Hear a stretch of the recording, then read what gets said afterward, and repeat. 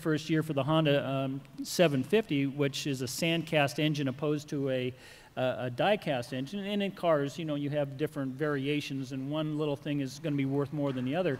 But like an original sand cast Honda 750, 1969, original paint with a low serial number, that bike could be worth, oh gosh, $20,000, $25,000 today.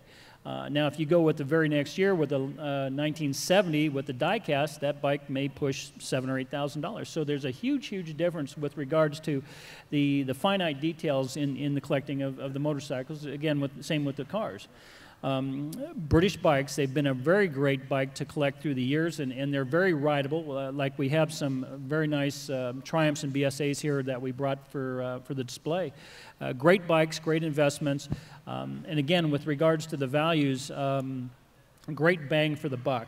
You can pick up a nice British bike in the low teens to mid-20s, and you can enjoy that bike for years, and the values are not going down on the bikes. They're definitely going to be increasing. And then what I've been seeing today is with the renewed interest, or should I say the new interest with the car people, is they're really starting to jump over to the bikes, because number one, you can park 5 bikes where you can park 1 car in your garage, so that's really a big benefit there. And then also, if you have a great collection of cars, and you have if you're lucky enough to have a museum or a private museum or a private collection, if you spatter around a few nice bikes in front of them, it just adds to the flavor of your collection, and you'll be so surprised that if you do buy a bike and you park it with your cars, how many of your friends are going to be attracted to the bikes. Just today, the amount of people that are mulling around the collection that we brought in today is pretty phenomenal. So there's definitely a great opportunity if you want to buy a bike for investment purposes. It's a great opportunity if you want to buy a bike for nostalgic reasons. And so again, if you want to buy a bike because you loved them when you were a kid, now's a great time to buy. If you want to buy it for investment purposes, it's even a better time to buy. My opinion, I think something that's a real good buy these days is the British sports cars, MGs, Triumph, Austin Healey's. I don't think they've ever really come into the point where they're bringing any kind of strong money. So if you see a nice original one of them out there, don't hesitate. I think they're just a super buy right now. We have a little bit of time for questions and answers. How about questions and answers from the audience? Is there anybody that would like to ask? Right down here in front. We'll get you a microphone in just a second.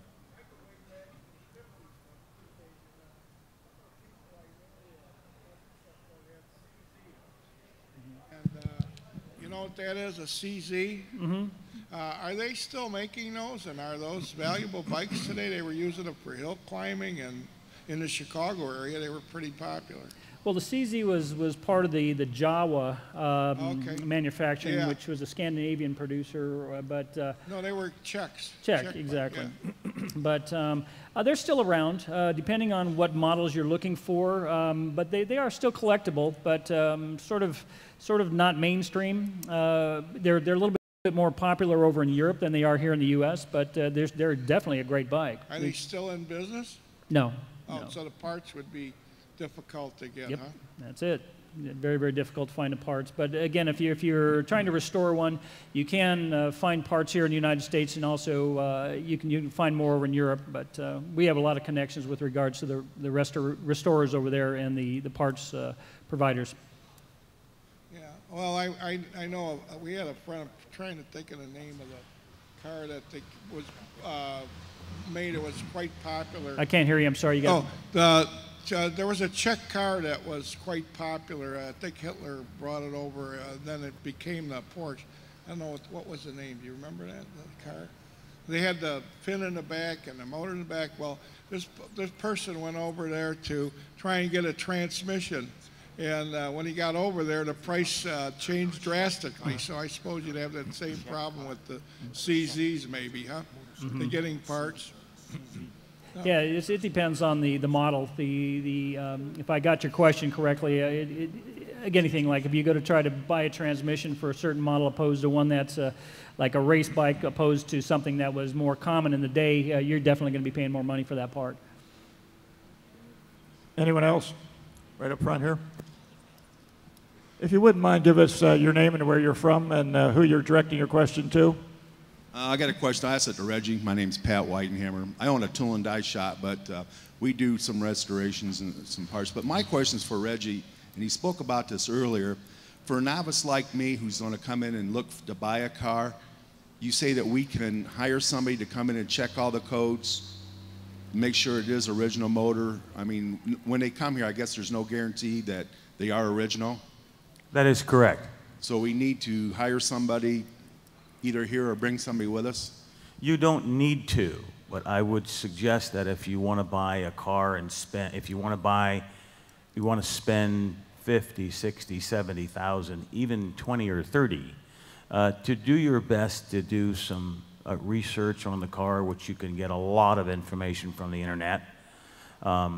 When you're around here, you certainly can ask someone from R&M to assist you or get you someone or direct you to somebody.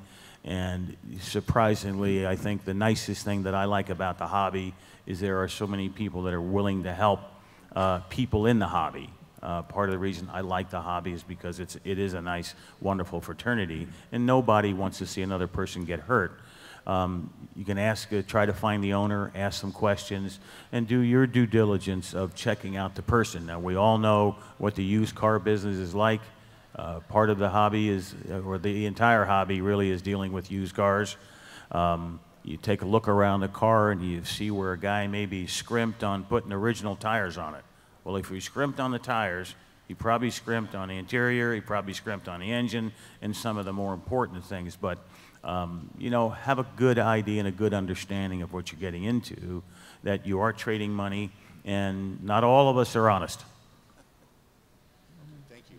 And especially as cars start to go up in value, you know, that's one of the hazards of the hobby. As cars really start to escalate, then all of a sudden these clones become original cars, and you have to be really cautious of that, because some of these cars that are bringing $50,000 today might bring $150,000 in the future.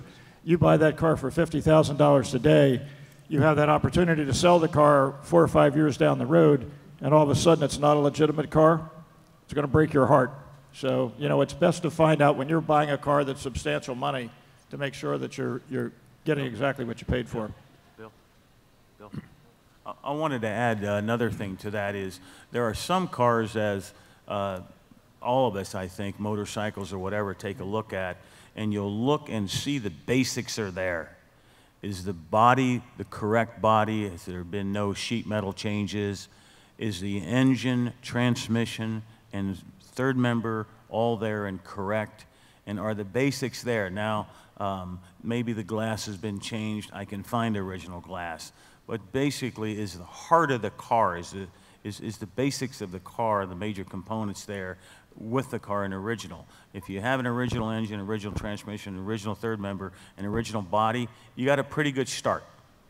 You can fix a lot of the other things, and then the price will reflect what you need to do. Does that help?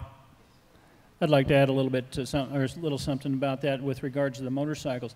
Anytime that something becomes valuable, then you get the darker side of the collectors. You get people that are going to start counterfeiting, and so you really have to be very careful. And same thing with the motorcycles. If you're not sure about something, especially if you're getting into collecting something that you're really not sure of, we all pay what can I say is an entry fee, or we all have to pay for our education. So you either bring in a specialist, pay for them, have them tell you exactly what's right, what's wrong, or you're going to go out and you're going to buy blind, and you're usually going to get hit because something is not right, or you bought it at the auction and you thought you got a good deal, and you get home and find out that, well, this wasn't correct, or that's not correct, you know, this engine is not right for the year, or whatever the case is. So it's a very, very good idea to do your homework, get with somebody that knows about it. Even when you're there looking at a car or whatever, just ask some of the people that are mulling around, or motorcycle, because they may know a little bit more than you do. So again, doing your homework is very, very important. And again, with the cars, just, well, the motorcycles, there's a lot of counterfeit out there, so you really have to know your stuff out there. Amy. Matthews. Yeah, Jim Matthews, TMC Motorsports International. I got a question. I see a lot of classic cars out in the field. Is there any thought on people's doing the resto mods or leaving them stock or recreations or anything? Any comments on that? You want to take that? Recreations or resto mods, people making modifications to automobiles. You know, and listening to certainly Wayne and listening to Glenn, I certainly know how Joe feels. At the same time, it's up to you. I do like to, I have modified cars in my collection. I have a 55 Chevy with an LS6 with a 5-speed with a Dana rear end in it. It's got leather interior, and it looks like a stock car from the outside, but that's what I want. I have a 36 Ford with an LS6 in it.